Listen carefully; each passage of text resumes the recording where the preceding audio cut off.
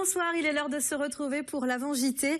Est-ce que ça vous tente d'adopter une mygale ou une crevette? Après tout, les chiens et les chats ne sont pas les seuls à nous apprivoiser. C'est ce dont on va parler ce soir dans cette émission consacrée aux NAC, les nouveaux animaux de compagnie. Mais avant de se demander comment bien prendre soin d'eux, une petite précision grâce aux images que vous nous envoyez. La chouette et le hibou sont des espèces protégées. Il est illégal d'en acheter, mais vous pouvez les observer tout près de chez vous. C'est le cas de Delphine qui habite Saint-Priest-Torrion et qui est ravie de nous présenter la deuxième génération de chouettes chevêches qui niche au fond de son jardin. Autre animal plus facile à photographier qu'à adopter, le chevreuil. Celui-là a été surpris par Vanessa Lagrange dans le nord de la Haute-Vienne. Et pour avoir un cerf à la maison, voici la solution d'une sculptrice de la région. Il s'agit d'un plâtre original signé Lucette Brandy pour une création monumentale d'1,80 m. Merci pour vos images, c'est un plaisir de les voir chaque soir et comme on en veut plus, je vous rappelle la marche à suivre, soit vous scannez le QR code qui s'affiche, soit vous vous laissez guider sur notre site internet. On les appelle les nouveaux animaux de compagnie, même si les NAC ne sont plus si nouveaux que ça. De la poule au phasme, du caméléon au cochon, ils ont de plus en plus la cote, mais il faut savoir s'en occuper pour assurer leur bien-être. À Lormont, en Gironde, l'association Salamandrix se consacre au sauvetage et à la protection des reptiles. Élise Galland, Etaliane et Lobo nous y emmènent. C'est K, c'est un boa constrictor imperator de 2014 qui fait 6 kilos. C'est le chouchou. C'est un beau sauvetage qu'on a fait. Chaque année, Aurélien Luc et son association portent assistance à une trentaine de bêtes. Des interventions à la demande de particuliers ou des autorités, comme la brigade de protection animale. Des cas de maltraitance infligés parfois par des propriétaires qui croient bien faire. Oui, une bête comme ça, moi je l'ai récupérée. Elle était tellement énorme qu'elle n'arrivait même plus à manger, elle n'arrivait plus à faire ses nuits parce qu'elle était trop nourrie. Ici, chacun se refait une santé dans le respect des besoins de chaque espèce. Ça, vous voyez, ce genre d'animal, on est obligé de les maintenir en boîte. Parce qu'en fait, en Afrique, ça vit dans les termitières, dans les terriers, tout ça, et toute sa vie, ça reste au même endroit. C'est-à-dire que c'est vraiment, ça bouge pas, en fait. Voilà. Donc aujourd'hui, on les maintient comme ça parce que c'est mieux pour eux, ils sont moins stressés. Ça se fait pas comme ça, que ce soit les nourrissages, que ce soit surveiller les venus, que ce soit les parasites, que ce soit les températures, il y a tellement de paramètres. Boas, pitons, couleuvres, salamandres et autres varans, aucun de ces animaux nés en captivité n'est capable de retourner à la vie sauvage. C'est donc à l'adoption que l'association en propose certains. Les gens, des fois, ils viennent pendant 3 mois. Voilà, 3 mois, ils vont venir toutes les semaines voir les animaux manipuler, faire... Voilà, une fois que je suis sûr de la personne, on vérifie l'installation, on a un contrat d'adoption, et au final, la personne vient chercher l'animal, on fait le contrat, et c'est couvert par l'association pendant 6 mois. Prochaine étape, l'association cherche à acheter un terrain dans l'agglomération bordelaise pour construire un refuge, histoire d'accueillir plus de reptiles et du public qu'elle souhaite sensibiliser à ces espèces. Bonsoir Raphaël Piston. Bonsoir. Vous êtes vétérinaire à Limoges et référent NAC. Et vous nous confirmez que les NAC et les reptiles sont de plus en plus nombreux chez nous ces dernières années. Ça ne cesse d'augmenter, oui, depuis de nombreuses années. Là, dans les derniers chiffres de 2019, on compte à peu près 3,5 millions de petits mammifères et plus ou moins 2 millions de reptiles. Et vous vous occupez beaucoup des poules et des lapins, mais vous voyez aussi des animaux étonnants comme l'axolote. Oui, alors l'axolote, c'est un petit amphibien de la famille des salamandres et qui a une particularité assez extraordinaire, c'est qu'il est capable de régénérer une partie de son corps, une partie de ses organes une fois qu'il est blessé. Et il est aussi capable de se transformer, de passer d'une forme aquatique à une forme terrestre. Et vous l'avez vu vous-même? Je l'ai vu moi-même, ouais. C'était assez extraordinaire. Au bout d'1 mois, la patte a réussi à repousser alors qu'on n'avait pas fait grand-chose. Avec nous en visioconférence depuis le village de Ventouses, au nord de la Charente, une bénévole à la tête du sanctuaire des Poix-Plumes où 120 NAC sont accueillis. Bonsoir Tiffaine Gentil. Comment ils arrivent chez vous, ces animaux ? Alors on récupère un petit peu toutes sortes d'animaux. On a soit des animaux qui sont abandonnés ou maltraités. On récupère aussi des réhabilitations de laboratoire. Donc en fait, c'est un petit peu au cas par cas. Et il y a une quinzaine d'espèces différentes, c'est ça? Ils viennent de toute la France? Oui, c'est tout à fait ça en fait. On récupère... Alors nous, on est spécialisés donc sur les NAC. On a des lapins, on a des cochons d'Inde, des cochons, toutes sortes de rongeurs de toute façon, des oiseaux, des tortues. Enfin voilà, c'est un petit peu au cas par cas. Quand on a de la place, et ben, on recueille si on peut. Et ils continuent leur vie paisiblement chez vous, c'est le but? C'est tout à fait ça. Alors nous, on est sanctuaire à la différence d'un refuge, c'est-à-dire que les animaux, en fait, finissent leur vie ici. Parce que plus ça allait, plus on récupérait des animaux avec des vécus vraiment compliqués, des animaux aveugles, des animaux vraiment maltraités. Et du coup, quand ils ont pris un petit peu le quotidien à l'association, la routine, notre voix, quand ils connaissent vraiment comment ça se passe, ça nous faisait un petit peu mal au cœur de les ressortir de là. Donc on a décidé avec l'équipe de passer sanctuaire.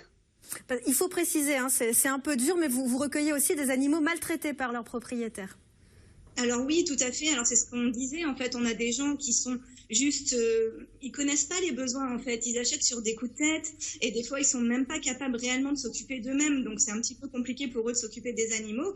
Mais on a aussi des gens qui font des maltraitances volontaires. Alors est-ce que c'est un climat de misère sociale ou est-ce que c'est une façon de se décharger? Je ne sais pas du tout. Mais on récupère des animaux, oui, où on a crevé les yeux, où on a cassé des pattes. Enfin voilà, c'est un petit peu compliqué. Donc nous on les remet sur pattes et puis après ils font leur petite vie chez nous, voilà. Et Raphaël Piston, parfois on fait du mal aux animaux sans le savoir. Oui, c'est plus de la méconnaissance que, enfin, en tout cas ce qu'on voit nous à la clinique, que de la maltraitance. Un lapin, par exemple, c'est pas censé vivre en cage, c'est pas censé vivre tout seul. C'est des animaux qui sont grégaires et qui aiment le groupe. Donc c'est souvent de la méconnaissance plus que chez nous, en tout cas, de la maltraitance. C'est difficile de savoir combien de NAC sont abandonnés aujourd'hui. Oui, parce qu'il n'y a pas vraiment de suivi. Les identifications de NAC, mis à part quelques reptiles, quelques oiseaux, chez nos petits mammifères, par exemple, il n'y a pas d'identification ou très peu. Donc c'est très difficile d'avoir un suivi et un pistage de ces animaux. L'expression NAC remonte aux années 80, mais la passion des hommes pour les oiseaux ou encore les reptiles n'a pas attendu cette date. Regardez ce reportage d'archives tourné en 1966 dans un zoo privé à Saintes. Et ensuite, on poursuit la discussion. Une corneille, un busard, une tortue, ça a l'air d'une fable de La Fontaine. En fait, c'est tout aussi sympathique, mais c'est d'actualité et c'est vivant. Les trois messieurs qui nous présentent ces animaux sont un peu des spécialistes, bien que des amateurs, et je m'hâte de les présenter en les remerciant de nous avoir accueillis dans leur zoo privé de Saintes. Je voudrais, Monsieur Seguin, que vous nous parliez un peu de l'idée, comment vous est venue cette idée de monter un zoo privé.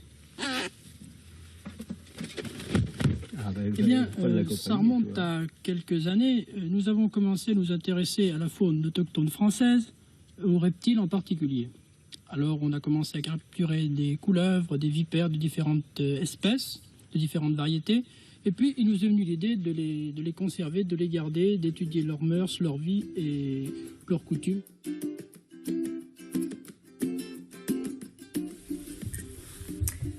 Raphaël Piston, on comprend l'intérêt grandissant pour ces animaux, mais 90% des pathologies que vous soignez pourraient être évitées.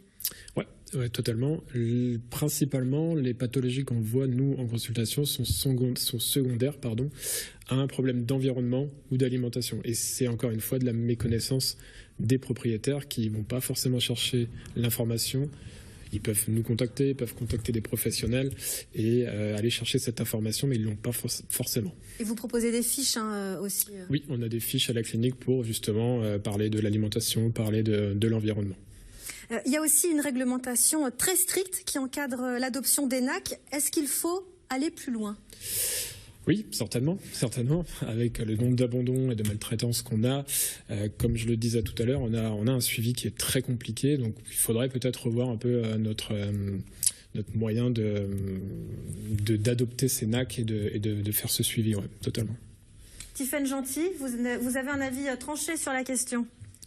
Assez, oui, parce que forcément, avec tous les animaux qu'on récupère et tous ceux qu'on ne peut pas prendre et qu'on place dans d'autres structures, parce qu'il y a énormément de demandes, oui, nous, on aimerait agir sur plusieurs points. On aimerait déjà agir en amont, peut-être avec les politiques et avec les animaleries, essayer de trouver une solution à défaut de pouvoir prohiber dès maintenant la vente des vivants. Ça me paraît un petit peu compliqué, bien qu'ils ont réussi à faire les choses pour les chiens et chats qui seront interdits de vente en animalerie en 2024, mais les NAC ne sont pas intégrés dans cette loi et c'est bien dommage. Mais il faudrait aussi, et d'ailleurs c'est un petit peu pour ça qu'on a pris la décision d'ouvrir le sanctuaire cette année au public. On va ouvrir d'ici 2 mois, je pense, parce qu'il faut aussi sensibiliser les gens. S'ils n'achetaient pas sur un coup de tête et s'ils ne prenaient pas des animaux avec des besoins particuliers sans se renseigner, peut-être qu'on pourrait éviter pas mal de choses. Comme par exemple les gens qui achètent absolument des hamsters pour faire plaisir aux enfants, mais les hamsters, c'est des animaux nocturnes qui vont vivre seuls parce que quand on les prend par deux, ils vont aller jusqu'à se bagarrer à la mort. C'est vrai qu'on se retrouve des fois avec des cas un peu particuliers qui auraient pu être évités. Je suis tout à fait d'accord avec le vétérinaire. Donc l'idée, c'est d'agir en amont pour éviter de devoir sauver ces animaux en bout de chaîne. C'est tout à fait ça, c'est ce que j'expliquais. C'est vrai que nous, ce que je vous disais, on écope un bateau qui prend l'eau. Clairement, c'est bien qu'on agisse pour les animaux. Ce qu'on recueille, c'est bien, mais franchement, moi, j'ai 3 appels par jour de demande de prise en charge et on en prend peut-être 2 ou 3 par mois. Donc, faut se rendre compte qu'on est très, très loin d'agir suffisamment, que les structures comme les nôtres manquent et que même si on était 10 fois plus, on suffirait pas à toutes les demandes de prise en charge. Parce que quand les lapins se reproduisent ou quand les hamsters se reproduisent, parce que les gens font pas attention au sexe, parce que les animaleries vendent des couples sans se renseigner, on se retrouve avec 8, 10 petits à placer derrière. Donc, c'est vrai que c'est un petit peu compliqué de pouvoir agir correctement. Ouais. Vous partagez cet avis ? Totalement. Est-ce que c'est une question de mentalité ? Par rapport aux chiens, par exemple, qu'il y a peut-être une différence de traitement ? Alors, pour moi, je ne sais pas ce que le vétérinaire en pense, mais je pense que oui. Déjà, on le voit dans la loi. Il y a beaucoup de choses qui évoluent pour les chiens et chats. Les NAC sont très souvent mis de côté.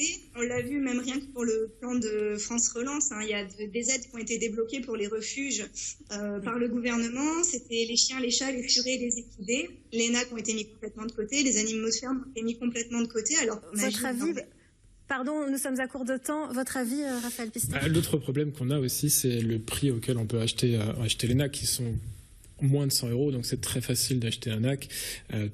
Même sur un coup de tête, comme elle disait, donc on peut vite s'en débarrasser, alors que c'est pas quelque chose de très cher pour les gens, et dans la conscience, je pense que c'est plus facile de s'en débarrasser, malheureusement. Merci à tous les deux pour cette discussion très instructive, de nous avoir suivis toute cette semaine. Bon week-end et bonne soirée.